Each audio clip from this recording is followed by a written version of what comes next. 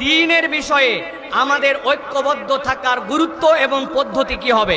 এখানে একজন লোক যদি হাত তুলে আমাকে বলেন যে হুজুর, দ্বীনের বিষয়ে, ইসলামের বিষয়ে, ঈমানের বিষয়ে, তাওহীদের বিষয়ে, আল্লাহ রসুলের বিষয়ে আমাদেরকে ঐক্যবদ্ধ থাকতে হবে, এই ঐক্যবদ্ধ থাকার প্রয়োজন নাই, অথবা ঐক্যবদ্ধ থাকতে হবে এইটা আমি বুঝি না, আমি বিশ্বাস করি এখানে একজন লোকও নাই যে বলবে যে ঐক্যবদ্ধ থাকার দরকার নাই। এরকম কোন লোক আছে ভাই? একটু আওয়াজ দেন ভাইজান, আছে ভাই? নাই। কিন্তু আমার যে বিষয়টি আপনাদের কাছে উপস্থাপন এই সংক্ষিপ্ত সময়ে 6টা পয়েন্টের আলোকে করতে চাই, সেটি হচ্ছে ঐক্যবদ্ধ থাকার গুরুত্ব আমরা বুঝি, কিন্তু ঐক্যবদ্ধটা থাকবো কেমনে? আমাদের মধ্যে তো মুহূর্তে মুহূর্তে ফাটল ধরে যায়, অমুকে অমুকের কাছে বিক্রি হয়ে যায়, তুমুকে তুমুকের কাছে বিক্রি হয়।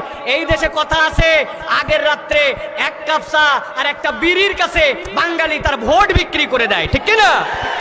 এই জন্য আমরা বলতে চাই প্রিয় ভাইয়েরা, দ্বীনপন্থী মানুষেরা, ইসলামপন্থী মানুষেরা যদি এইটা অনুভব করে কেমনে আমরা ঐক্যবদ্ধ থাকব, তাহলে আমাদের জন্য এই কার্যকারণগুলা খুঁজে খুঁজে যদি গ্যাপ আসে, সেইটার বাহিরে আমাদের নিজেদের পথ চলাকে আমরা তখন মসৃণ করে নিতে পারবো।